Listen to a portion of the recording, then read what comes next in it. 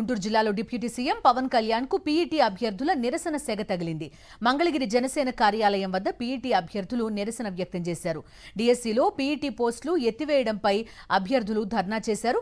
ప్రభుత్వ నిర్ణయానికి వ్యతిరేకంగా నినాదాలు చేశారు. వెంటనే డిఎస్సీ ద్వారా పీఈటీ పోస్టులు భర్తీ చేయాలని డిమాండ్ చేశారు. పవన్ కళ్యాణ్ తమ సమస్యను పరిష్కరించాలని కోరారు. ఎన్నికలకు ముందు నారా లోకేష్ పవన్ ఇచ్చిన హామీలను తుంగలో తొక్కారని విమర్శించారు. సమస్యను పరిష్కరించకపోతే ఆమరణ నిరాహార దీక్ష చేస్తామని హెచ్చరించారు.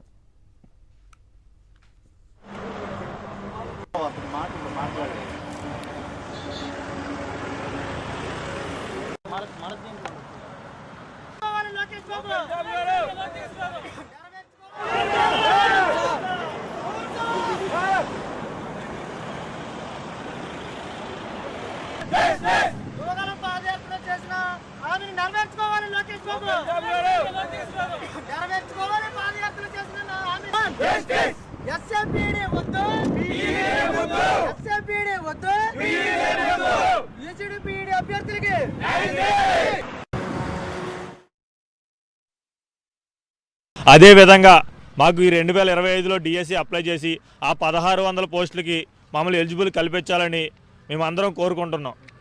బ్రతికొండగానే చంపేస్తున్నారు. తల్లిదండ్రులు లేకపోయినా సరే మేము కష్టపడి అవి చేసి ఈ చేసి పాలేరుతనాలు చేసి చదువుకుని మేము ఇలా వచ్చి నిరుద్యోగులతో ఆటలాడుకుంటున్నారు. మేము కావాలని గెలిపించుకున్న తర్వాత కూడా మాకు న్యాయం చేయకపోతే ఎందుకు? 15 సార్లు 20 సార్లు తిరిగాం చంద్రబాబు నాయుడు దగ్గరికి, లోకేష్ బాబు గారి దగ్గరికి, పవన్ కళ్యాణ్ గారి దగ్గరికి. మాకు న్యాయం కూడా సరైన అప్లికేషన్ కానీ పత్తు కూడా మమ్మల్ని పట్టించుకోవట్లేదు.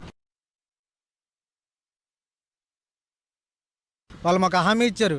యువగలం హామీలో లోకేష్ గారు పూర్తి న్యాయం చేస్తామని, మరియు అట్లనే పవన్ కళ్యాణ్ గారు కొన్ని హామీ ఇవ్వడం జరిగింది. కానీ ఆ హామీని తుంగలో తొక్కి ఎన్సీఆర్టీ రూల్స్కి విరుద్ధంగా, ఎస్సీఆర్టీ రూల్స్కి విరుద్ధంగా ఒక పీఈటీ పోస్ట్ని విద్యా వ్యవస్థ నుంచి పూర్తిగా తొలగించి పీడీ పోస్టులు మాత్రమే భర్తీ చేయడానికి ఈ నోటిఫికేషన్లో రిలీజ్ చేయడం జరిగింది.